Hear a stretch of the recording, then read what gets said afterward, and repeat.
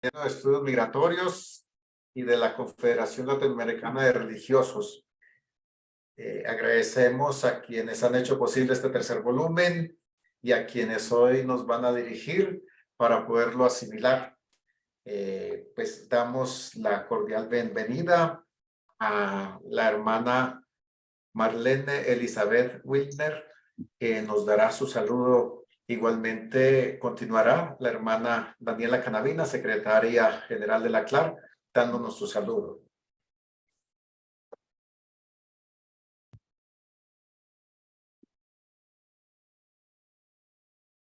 Buenas noches y bienvenidos a todos y todas los que nos prestigian en el lanzamiento del tercer volumen de la serie Ecumene titulado Vivir con la pluralidad religiosa y la migración, caminos posibles.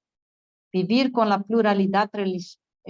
Quiero dirigir un saludo especial a la hermana Daniela Canavina, secretaria de la CLAR, al padre Israel Arevalo, secretario adjunto, que tanto apoya esta iniciativa. Es muy gratificante estar aquí de nuevo, especialmente para la presentación de otro volumen de la serie Ecumene, que nació en 2019 durante mi primer mandato. Este proyecto ha crecido y se ha afirmado porque muchas personas e instituciones han apostado y siguen apostando por él. Es una colaboración entre el CESEN y la CLAR y se propone promover la producción y publicación de estudios sobre la teología de la movilidad humana para favorecer la reflexión y la acción en los espacios de migración y refugio. Como los volúmenes anteriores, este también se publica en portugués y español, facilitando su accesibilidad, principalmente en todos los países latinoamericanos, y si todavía va bien, en un futuro no muy distante, la serie podrá publicarse también en inglés, respondiendo a las ya numerosas peticiones de estudiosos interesados. Por último, agradecer a los organizadores de este volumen, Marileda Baggio y Paulo Huetti, y todos los autores, al grupo de revisores de los artículos, a la coordinadora editorial, doctora Carmen Luce, y a todo el equipo del CESEN por el excelente trabajo realizado y por el apoyo de la CLAR. Muchas gracias. Gracias, hermana Marlene. Escuchamos el saludo de la hermana Daniela Canavina, secretaria general de la CLAR. Bueno, muy buenas noches, agradecida por la presencia de todos ustedes y de parte de la Confederación Latinoamericana y Caribeña de Religiosas y Religiosos CLAR, queremos agradecer esta nueva instancia que nos permite unir esfuerzos y conocimientos para la promoción y fortalecimiento de la vida, la dignidad, los derechos de las personas en situación de movilidad y la capacidad de respuesta eclesial y también de la vida religiosa, por cierto, y las oportunidades que se nos brinda para responder justamente frente al gran desafío de la movilidad humana. El Instrumentum Laboris, presentado esta mañana en conferencia de prensa para la primera sesión del sínodo, entre una de sus páginas nos regala el siguiente párrafo, y lo voy a citar. Dice así: los movimientos migratorios son un signo de nuestro tiempo, y los migrantes son un paradigma capaz de iluminar nuestro tiempo. Su presencia constituye una llamada a caminar juntos. Esta última frase, una llamada a caminar juntos, ilustra nuestra apuesta de comunión y de trabajo en red, como lo estamos haciendo con CESEM. Por eso agradezco a todos los que fueron parte de esta nueva edición, la tercera de nuestra serie, Conviviendo en la pluralidad religiosa y migratoria, caminos posibles. Y espero que mediante la reflexión, el estudio y el servicio de tantas hermanas y hermanos en frontera, podamos encontrar caminos posibles de una vida más plena para todas y todos. Y ahora sí, dejo lugar a esta reflexión que nos van a regalar y a la presentación de este nuevo libro. Muchas gracias. Gracias, Daniela. Y damos paso a Pablo Huetti, quien nos hablará de la obra en general de este tercer volumen. Tienes la palabra, Pablo. Gracias, Israel. Yo voy a compartir mi pantalla para mejorar la presentación, si no yo me quedo hablando acá por todo el tiempo. Bueno, gracias por la oportunidad de trabajar con CESEPE hace muchos años. Yo conozco a la gente del CESEPE hace 23 años, entonces es un gusto seguir trabajando y colaborando con la gente de CESEM. Y también en este tema de la migración y de los refugiados y hospitalidad, etc. Bueno, como soy biblista, por supuesto que voy a presentar el libro con una parafraseando el camino o la ruta de Emaús. Bueno, el libro es sobre convivencia, es sobre vivir juntos, juntas. El libro es sobre dos símbolos de la identidad cristiana, que es la cruz, pero también es la mesa, es la hospitalidad, es la convivencia.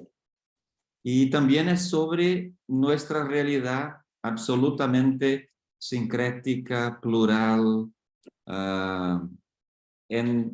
con lazos muy acercados unos de otros, en diferentes niveles de vida.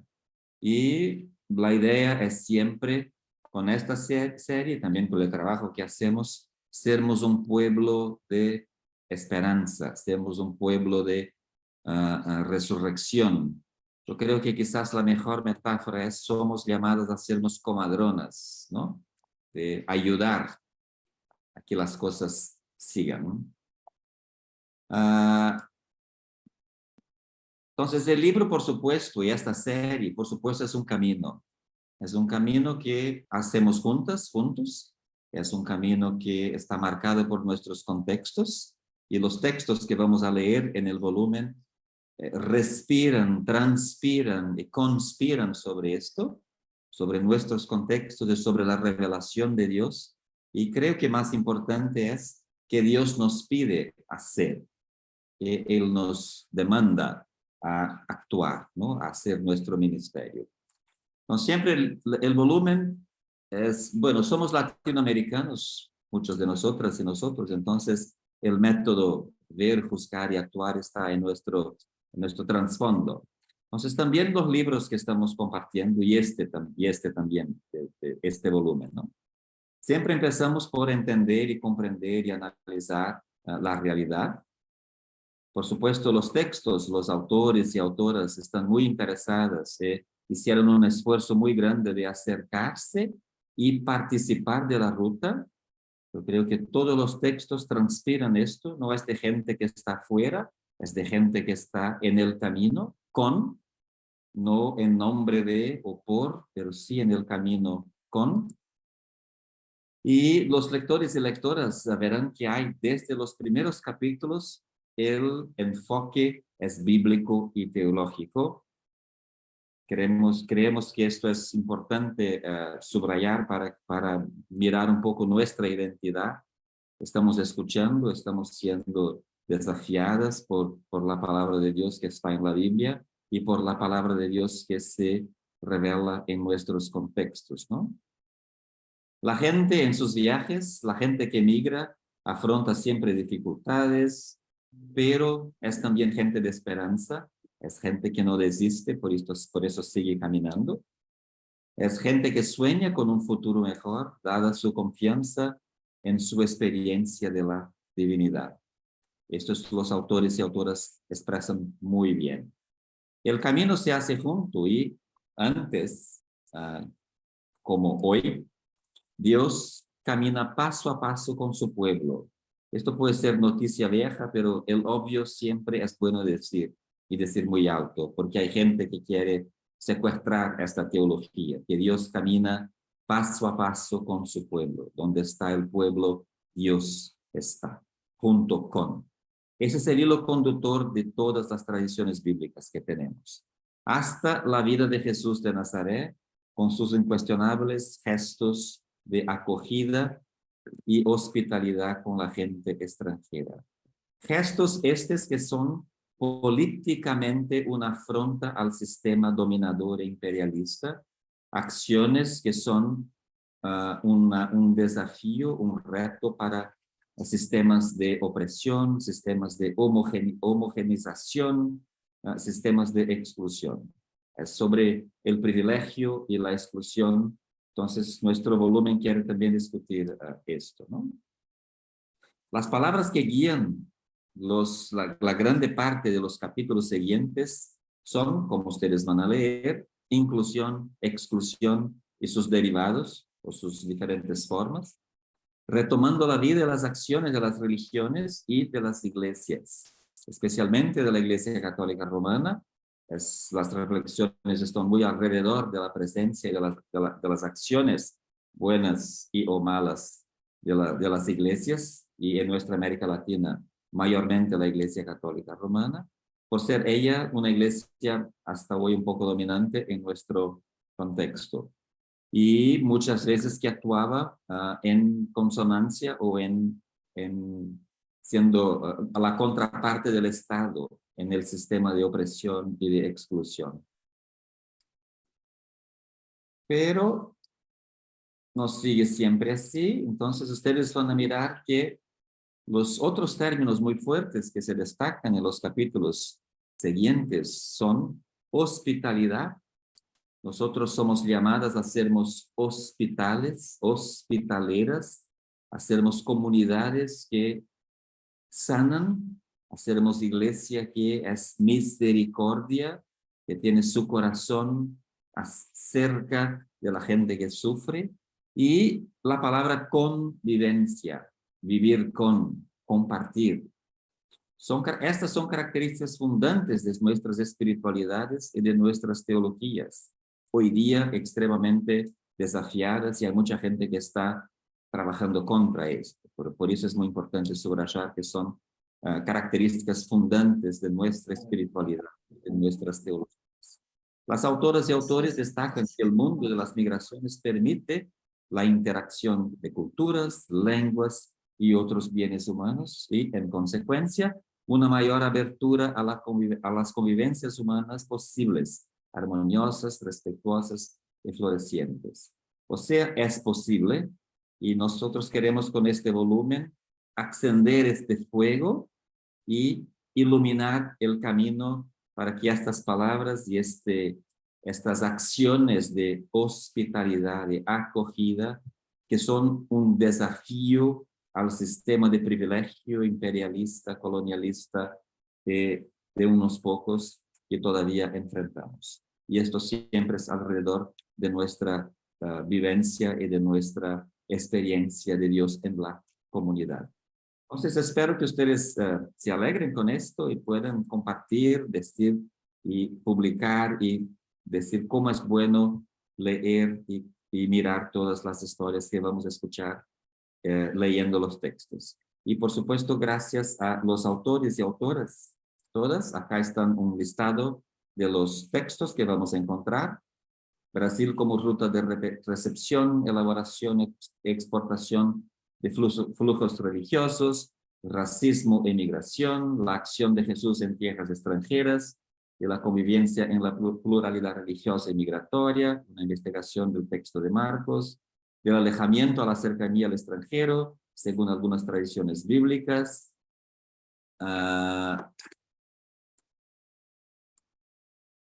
procesos migratorios y el principio pluralista, la teología del pluralismo religioso en cuestión, pluralidad religiosa y migración, nexos de retos, convivencia religiosa imperativa en el camino de conversación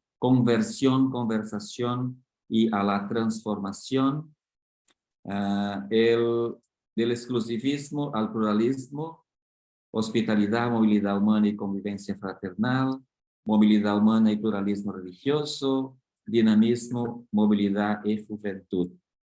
Y yo quería terminar esta presentación con una bendición que compartimos en la presentación del libro, ustedes van a leer. Es una bendición atribuida a San Francisco. Toda la gente atribuye cosas buenas a San Francisco, entonces esta también, ¿no?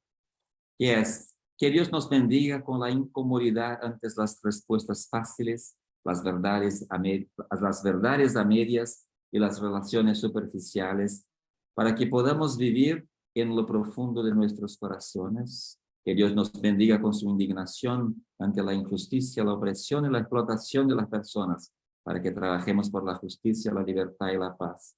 Que Dios nos bendiga con las lágrimas que derraman los que sufren el dolor, el rechazo, el hambre y la guerra, para que podamos extenderles la mano para consolarlos y convertir su dolor en alegría.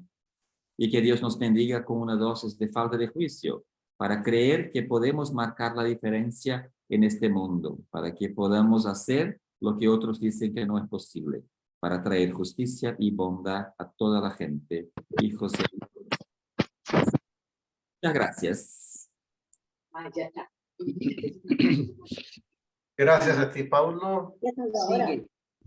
Ahora escuchamos a Boris Agustín Neff Ulloa, quien nos va a presentar su trabajo de la distancia a la proximidad de los extranjeros en las escrituras. Te escuchamos, Boris. Ok, buenas noches a todas y a todos. Es una alegría para mí estar acá con todos ustedes y bueno, espero compartir obviamente de forma muy breve y resumida el contenido de nuestro capítulo, que no es solamente mío. Escribimos este capítulo el profesor de la Pontificia Universidad Católica de Minas Gerais, de Belo Horizonte, padre Jean Richard López, y yo, de la Pontificia Universidad Católica de Sao Paulo, en Brasil. Y agradecemos entonces a Marileda y a Paulo por la invitación como organizadores de esta obra, y también me alegro que sea ya el tercer volumen. Eso revela justamente un percurso, un camino ya realizado, que siempre abre nuevas perspectivas y como todos han dicho, realmente el camino nos ha enseñado muchísimo y seguramente nosotros deseamos aprender aún más cuando compartimos entre nosotros y de modo particular cuando vivimos en medio de la gente más simple, más pobre de nuestro continente, de nuestras ciudades, de nuestras megalópolis y también de nuestros campos y las montañas y de donde quiere que sea el ambiente en que nos encontramos en este continente latinoamericano y caribeño. Entonces, nuestra propuesta de lectura y de reflexión es justamente analizar la comprensión que el pueblo de la Alianza tiene a partir de diversas tradiciones bíblicas que componen el Antiguo Testamento y después desembocan en el Nuevo Testamento. La idea es del distanciamiento a la proximidad del extranjero. O sea, cómo se hace un camino y un movimiento de abandonar progresivamente el distanciamiento para llegar a una proximidad. Y como nosotros mostramos en el estudio, no es algo obvio, no es algo simple, es un proceso hermenéutico, teológico, enraizado en la historia del pueblo de Israel, que es complejo, que es conflictivo y que tiene una convergencia según un designio salvífico de Dios, del Dios de la alianza, del Dios libertador o liberador, del Dios de los pobres. Entonces, nuestra propuesta es justamente ofrecer la posibilidad de salir de aquello que es una gran herida en la lectura bíblica, que es el fundamentalismo bíblico. Infelizmente, en nuestro continente, en diversos ambientes, se utiliza la Sagrada Escritura de una forma fundamentalista, y esto tiene frutos muy negativos en la realidad pastoral, en la vivencia eclesial y en el testimonio que los cristianos y también todos aquellos que se nortean por los principios bíblicos, acabamos sirviendo como un testimonio bastante negativo a veces de cómo nos ponemos en la sociedad.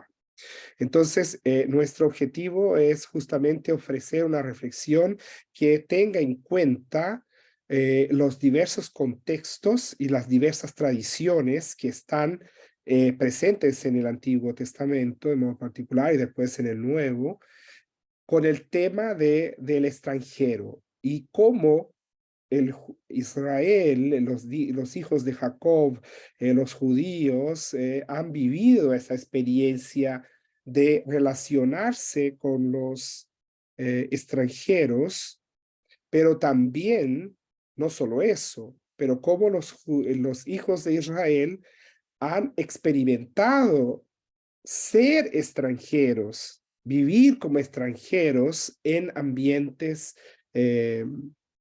fuera de los límites de los límites geográficos de la tierra de la promesa, como se usa esa expresión en la Sagrada Escritura.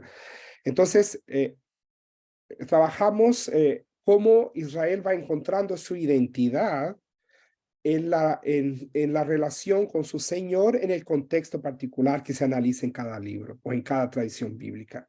Entonces, nosotros buscamos justamente identificar aquello que es una identidad de diálogo y de inculturalidad en la historia de Israel.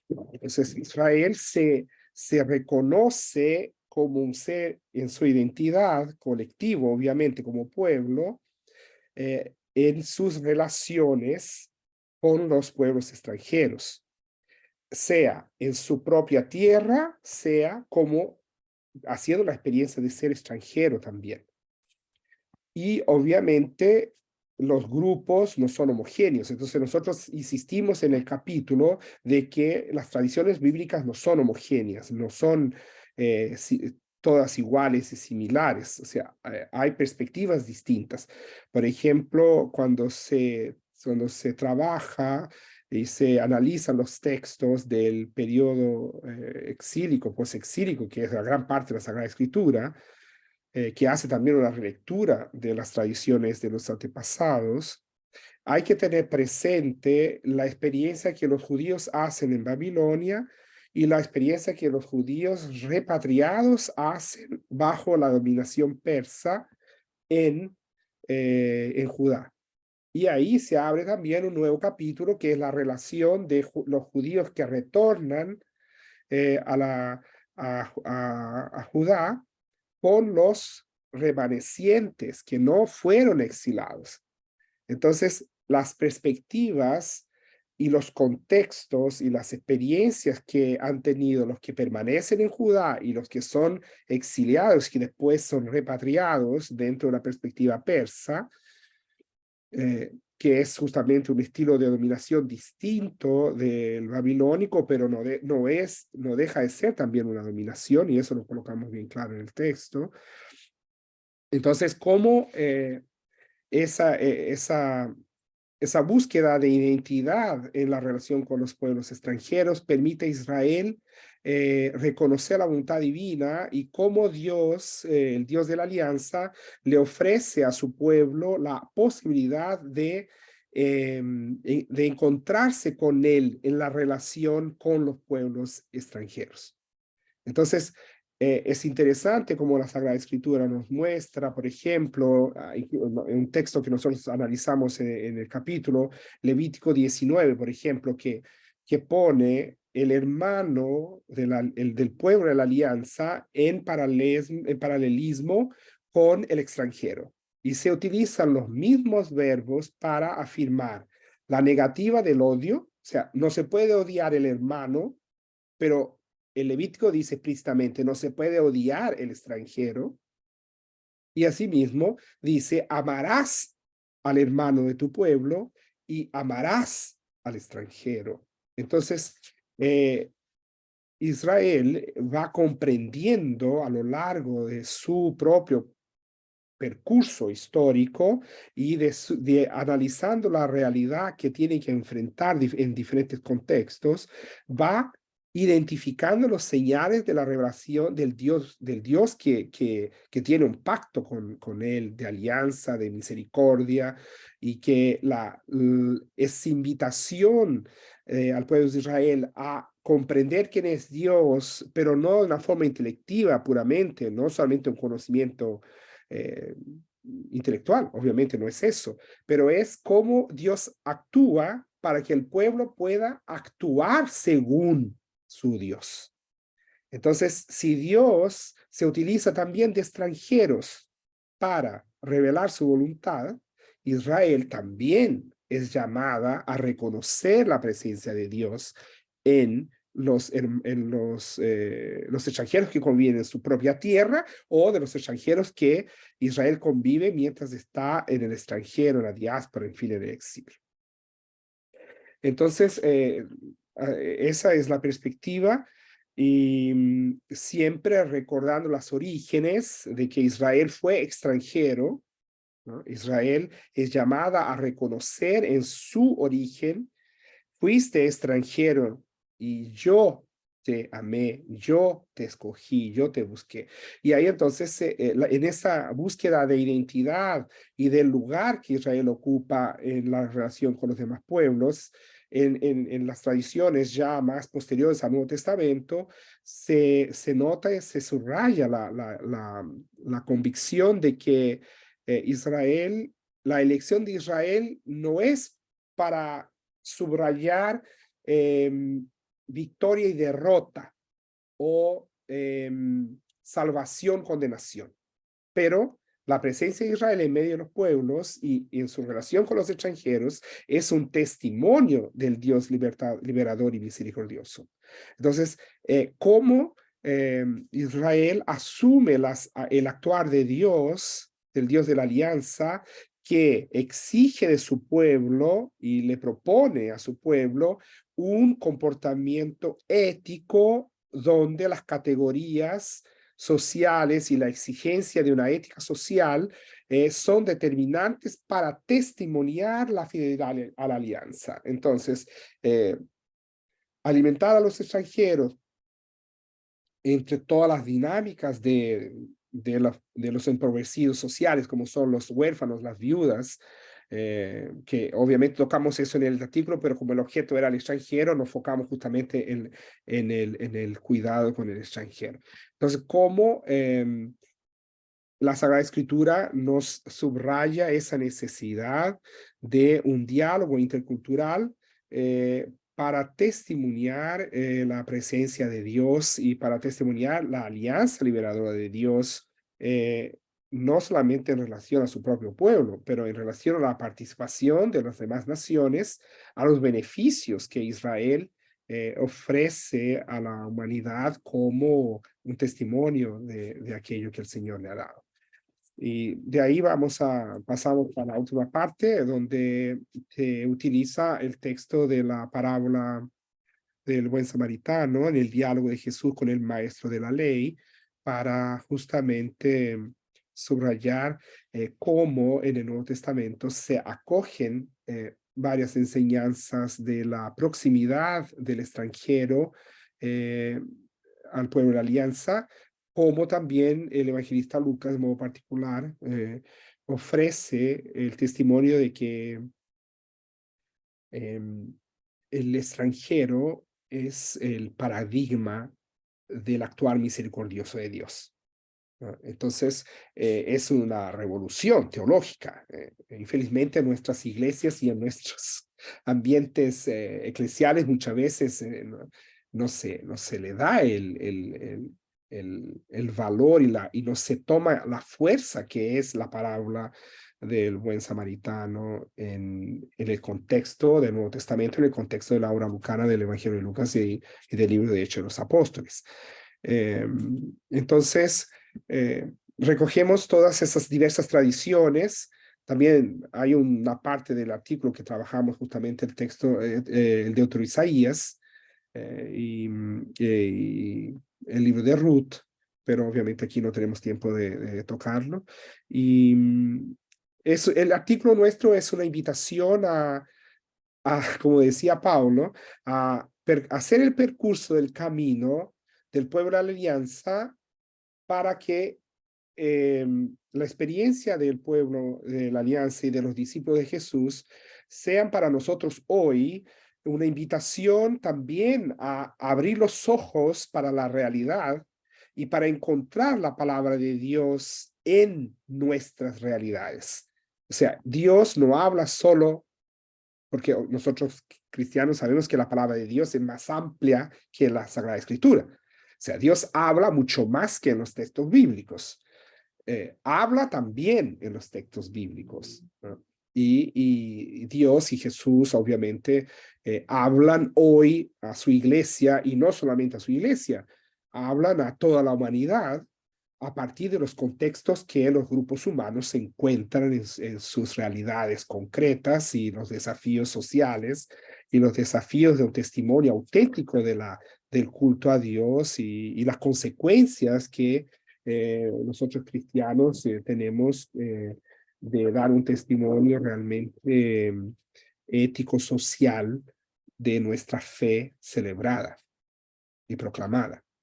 Entonces, sería más o menos eso. Yo creo que es suficiente. Después, obviamente, ustedes van a leer el texto y lo van a compartir. Y también si alguien quiere después escribirnos con observaciones y sugerencias, obviamente Jean y yo estaremos muy contentos saber que no solamente leyeron el texto, pero también produjo fruto de reflexión y de sugerencias teológico-pastorales también. Entonces, agradezco una vez más, la oportunidad y termino aquí. Gracias. A ti, Boris, muchas gracias porque nos has ilustrado bellamente sobre tu trabajo conjunto y nos has ayudado en el manejo del tiempo, tanto que nos has regalado 1 minuto. Y damos la palabra a Rocío Cortés, que nos va a animar el diálogo precisamente con lo que hemos escuchado. Tienes la palabra, Rocío. Muchas gracias, Israel. Muchas gracias por la invitación de Carmen, de Daniela. También un gusto verles. Paulo, ya somos amigos de camino.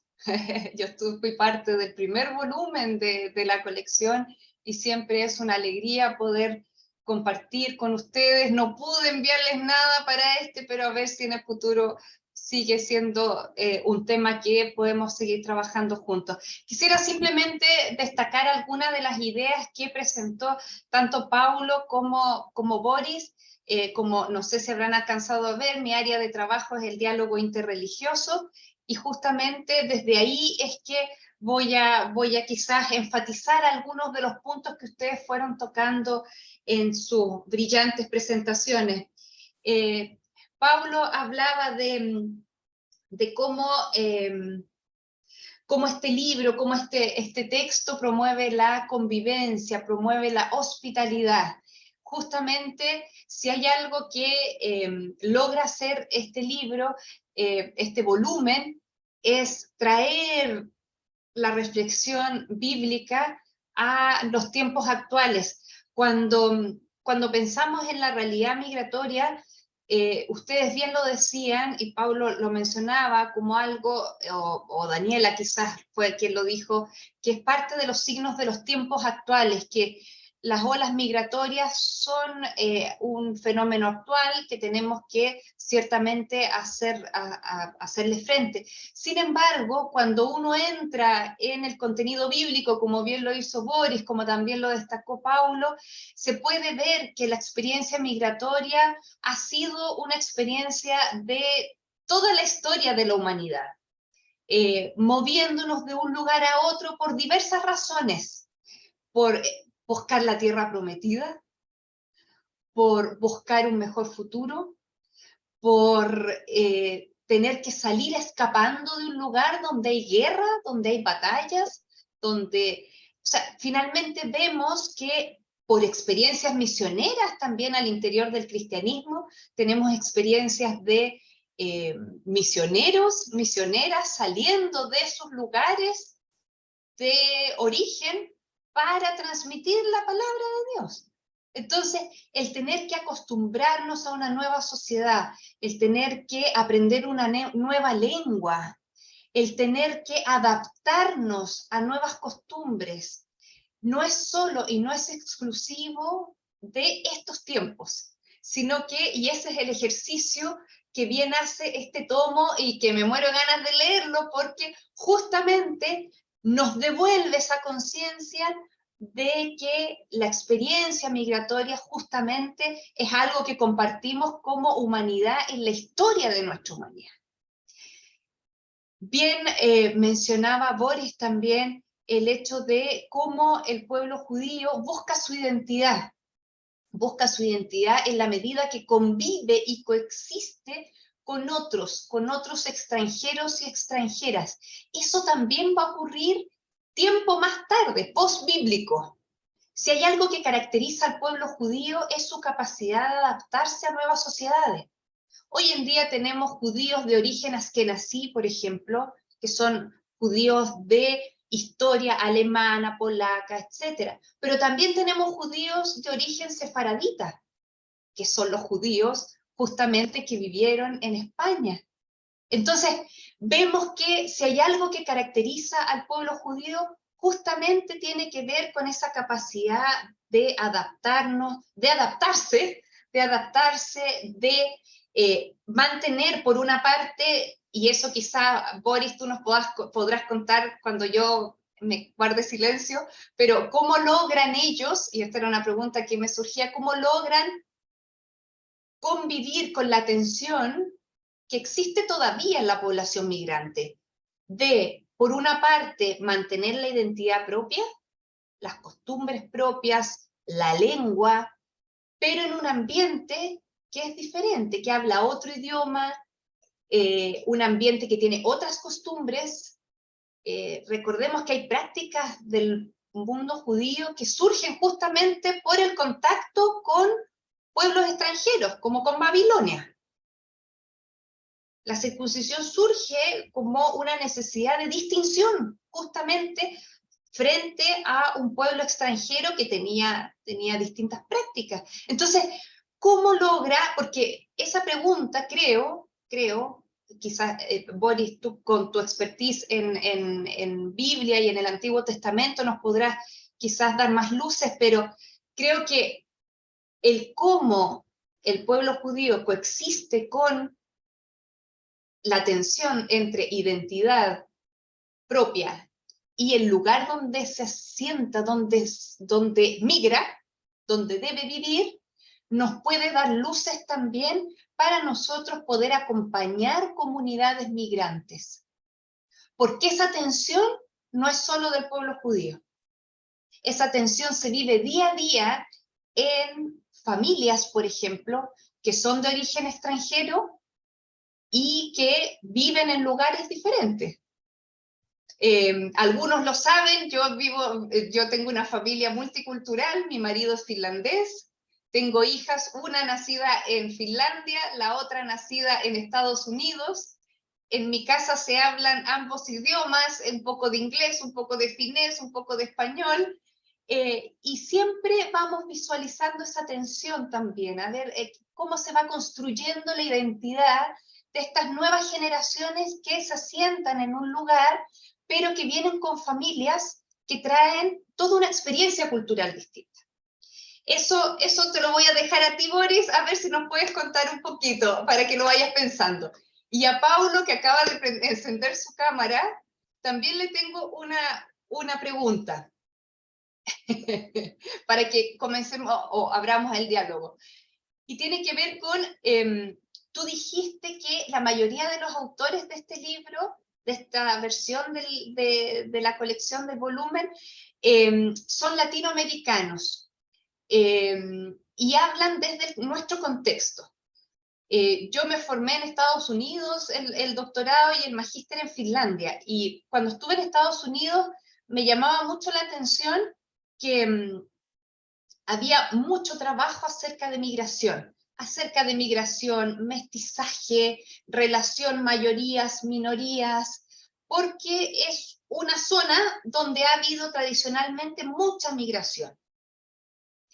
Y me hacía falta encontrar más material hecho en Latinoamérica, con nuestras preguntas, con nuestras inquietudes. ¿Cómo verías tú, una vez finalizada el volumen que estamos presentando hoy, cómo ves tú, qué signos distintivos ves tú en nuestro modo de entender la migración? ¿Se entiende? O sea, ¿qué en el fondo nos hace a nosotros reflexionar la migración de una forma nueva, distinta, a cómo se reflexiona probablemente en Europa, a cómo se reflexiona la migración probablemente en el norte de América, a cómo se reflexiona la migración aquí, en nuestra región, a partir del volumen que estamos presentando? Así es que les dejo una pregunta a cada uno, a ver si nos pueden ayudar, y bueno, seguimos conversando en los minutitos que nos van quedando. Así es que muchas gracias. Gracias a ti, Rocío, por tu intervención y por la provocación de preguntas que no solo a Pablo y a Boris, sino a los participantes nos dejas. Pablo. Yo voy a decir para Boris el primero, creo que, porque yo hablé primero, él después, ahora hacemos el diverso, él empieza después. Vale. Ya está bien. Acá en Brasil se dice, Rocío, que la pregunta que tú me haces es la pregunta que vale 1.000.000. Porque realmente es una pregunta que en realidad no tiene obviamente no tiene una respuesta cerrada. Eso es la primera cosa, como es importante cuando uno estudia la Sagrada Escritura, que la Sagrada Escritura no tiene respuestas cerradas para nada. Eso es la primera cosa. Ahí ya uno empieza a desmoronar y a sacarle las bases del fundamentalismo bíblico, porque si nosotros vamos a querer ir a la Biblia para encontrar respuesta para todo, entonces la humanidad está frita. Esa es la primera cosa. Ahora, ¿qué es lo que yo te podría responder como indicativo? Primero, obviamente que si nosotros, en nuestro contexto hoy, tenemos personas que no son creyentes y tenemos personas que se dicen creyentes. Esa es una realidad del mundo del siglo XXI. O sea, en nuestros tiempos. Si tú vas al mundo bíblico, no hay personas no creyentes. O sea, toda la perspectiva bíblica nace de la necesidad humana de establecer una alianza, una vida de comunión con su divinidad. Entonces, toda la perspectiva de relacionamientos humanos establecidos a nivel de clan, de familia o de pueblos, tiene como su fundamento la perspectiva de quién es el Dios que yo adoro, quién es el Dios que yo creo. Entonces, la perspectiva de Israel es siempre una perspectiva de identidad religiosa, de relacionamiento con su Señor. Pero en el contexto del Antiguo Testamento, en los orígenes, se habla mucho de la pluralidad, ¿no? Hay toda una perspectiva de que cada pueblo tiene su Dios y cuando hay guerra, ellos pelean entre ellos y el Dios que gana la guerra ya en el cielo es el pueblo que gana aquí en la tierra. ¿no? Esa perspectiva del Dios de la guerra. Incluso el año pasado acá en Brasil se hizo el mes de la Biblia sobre sobre el libro de Josué, que fue espectacular, yo creo, en términos de reflexión bíblica, porque se trabajó esa cuestión de la guerra, que está muy presente, la guerra santa, entre comillas, que está en el libro de Josué. Bueno, terminando ese paréntesis, entonces, la cuestión es que nace de una perspectiva de comunión con Dios. Entonces, es el pacto con Dios, es aquello que va a nortear la identidad de Israel. ¿Cómo yo me pongo frente al Dios que me llama, que me manifiesta su misericordia, su perdón, al que yo sirvo, aquel que camina conmigo? Esa es la pregunta que Israel se hace. Entonces, si Dios camina conmigo y si yo estoy en la diáspora, en el extranjero, Dios está conmigo. Ahora, ¿cómo Dios se comporta en medio de los extranjeros? Entonces, Israel llega a una convicción de que el Dios que adora, que no hay dioses, que hay un Dios.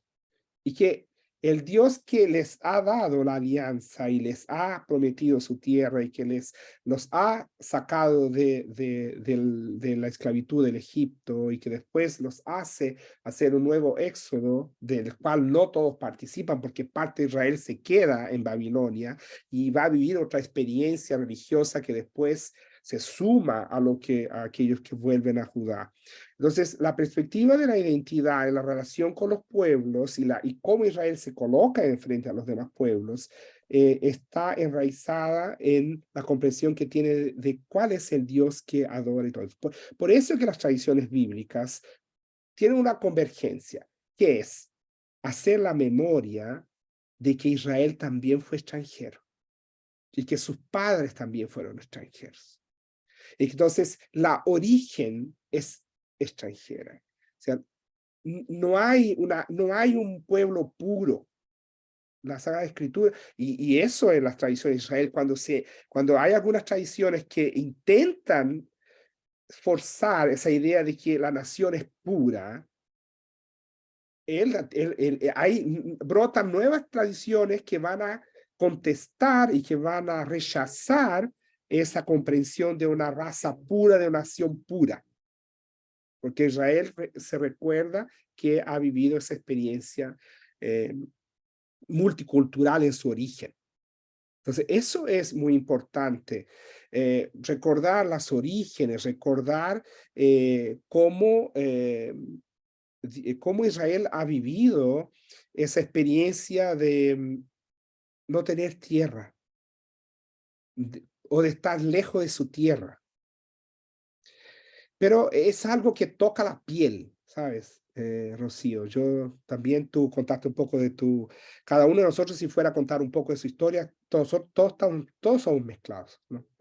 O sea, yo también, yo soy chileno de nacimiento, viví hasta 9 años en Chile, mi familia emigró a Brasil en la época de la dictadura militar, y yo me crié en Brasil. Entonces, la experiencia de que tú hablas una lengua y que de repente tú vas a una escuela y te dicen, no es así que se habla, no se dice así, se dice de otra forma. Entonces, la experiencia de ser extranjero es algo que toca la piel, porque no hay en esta tierra un extranjero que no ha sido herido. No existe. Yo he convivido con extranjeros por mi propia experiencia en las comunidades y cuando yo también tuve que estudiar afuera, porque también estudié yo en Europa, y ser latinoamericano en Europa tampoco es fácil, ¿no? Entonces, cuando uno ya hace la experiencia de que tu piel te ha tocado estar en un ambiente que originalmente puede ser hostil porque tú no te identificas ahí, ni con la lengua, pero es una cosa, yo no sé, cuando yo voy a Chile, por ejemplo, los olores están grabados en mi memoria. Entonces, cuando en la Sagrada Escritura hace memoria de los antepasados, no es solamente memoria de nombres, es memoria de olor, es memoria de tipo de tela, es memoria de sabores, es memoria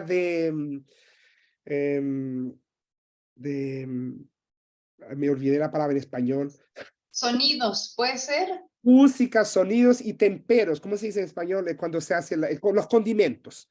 Entonces, la memoria de un extranjero está grabada en la piel, pero no en la piel aquí, está grabada en el olfato, en el mirar, en el escuchar, en cómo te tocan, porque yo cuando trabajé en el norte de Italia, yo fui a hacer, celebrar Navidad en una comunidad en Lombardía y nadie me extendía la mano. Nadie me extendía la mano. Y yo me sentía mal, porque yo decía, ¿qué será que yo tengo? Que nadie me tiende la mano. Pero no será que está conmigo. ¿Qué es lo que yo le hice a esa gente? Entonces yo me preguntaba. Pero solucioné ese problema porque uno de los días que estuve ahí era el cumpleaños de la hermana del párroco y fuimos a celebrar el cumpleaños de la hermana del párroco y llegamos allá, el párroco no le dio un abrazo y feliz cumpleaños a la hermana ni de lejos. ¿Entiendes? Porque la cultura de los lombardos es que no se tocan.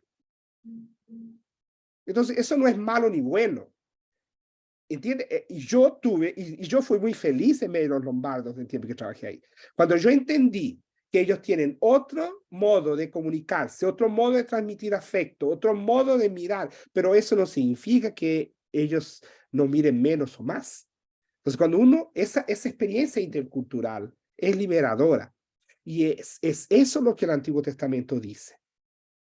Pero eso lo vivimos nosotros también como extranjeros en diversos ambientes y contextos, donde la interculturalidad es la vía de la liberación para terminar con lo que también Pablo dijo, de esa conversación, de esa comunión de hermanos. ¿Por qué? Yo considero, yo no soy brasileño de nacimiento, pero para mí los brasileños son mis hermanos. Para mí las brasileñas son mis hermanas.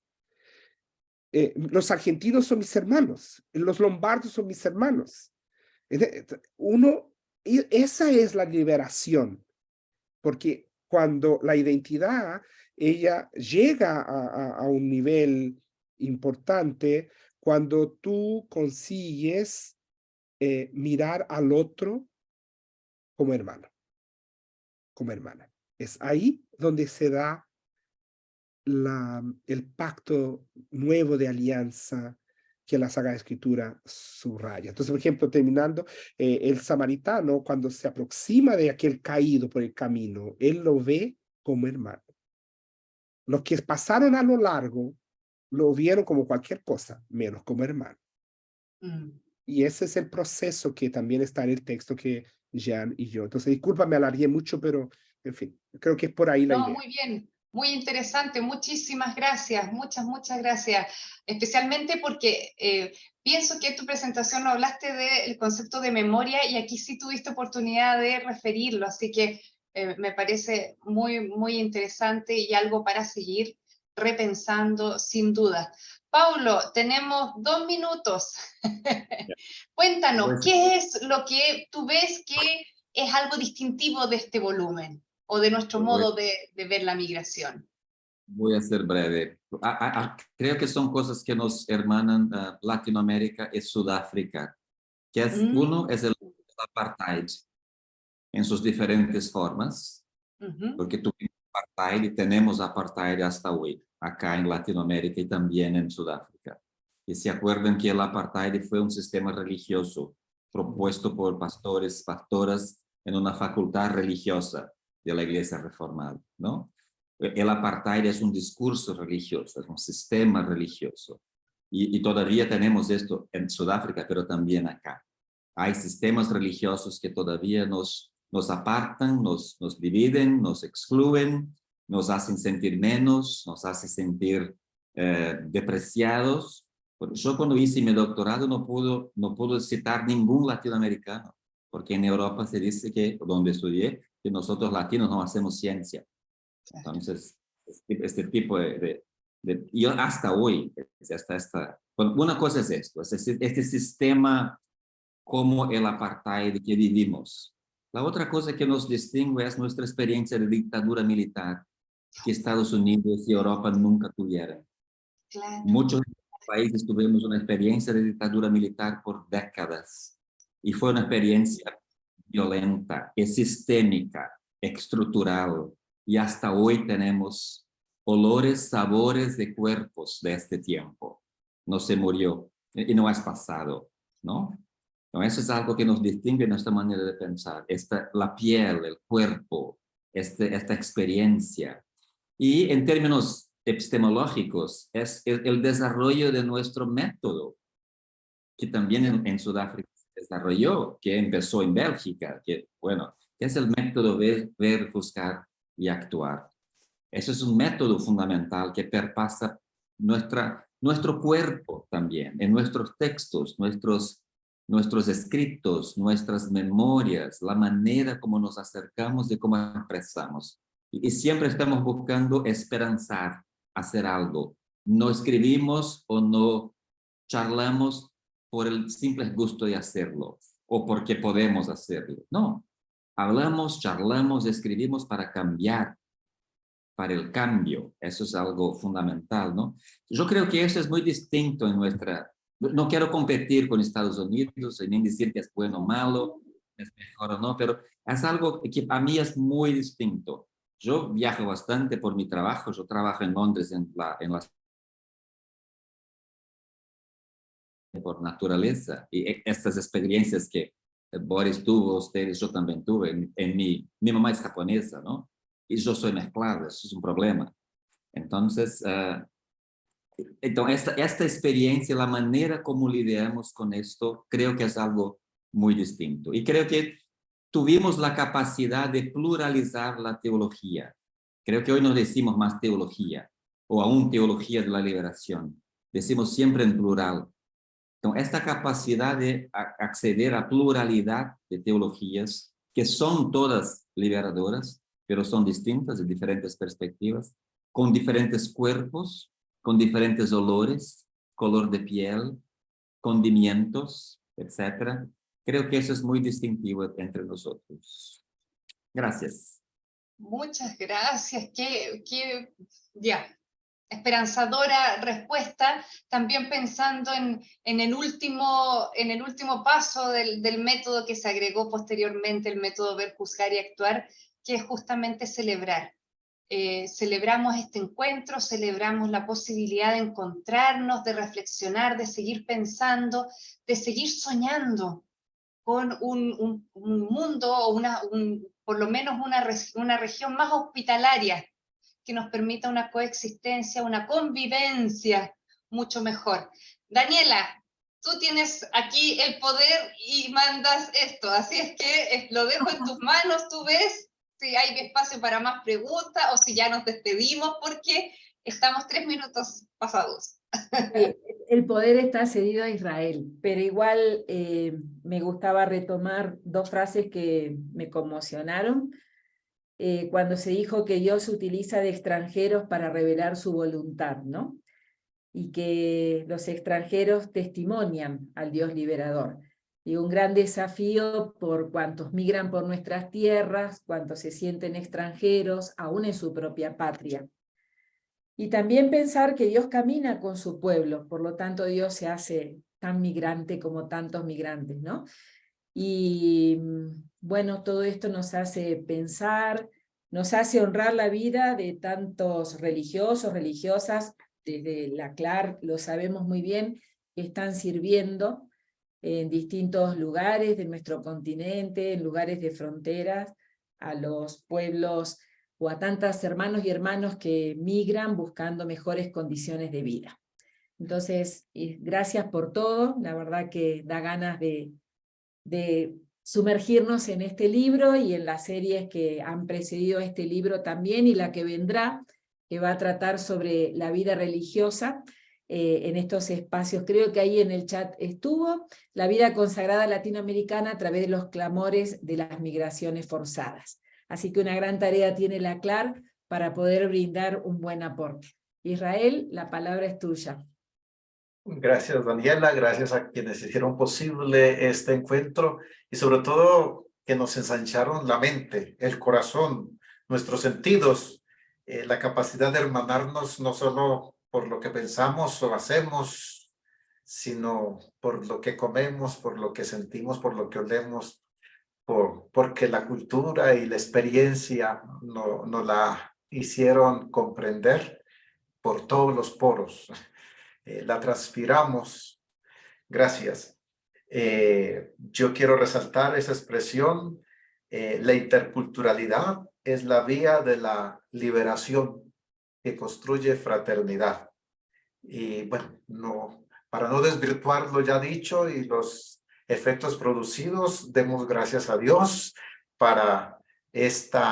por este encuentro y quedamos abiertos a los nuevos trabajos y a los nuevos compromisos que toda esta reflexión desencadena entre nosotros. Una feliz noche para todos y todas. Feliz noche, muchísimas gracias. Gracias, Carmen, Marlene, Boris, Paulo, Rocío. Muchas gracias. A ustedes. Ha sido un Seguimos gusto. haciendo camino. Y hasta la próxima, si Dios quiere. Gracias a todos los que participaron. Buenas noches. Gracias, buenas noches para todos. Mucho gusto, gracias, gracias. Gracias, Boris. Gracias.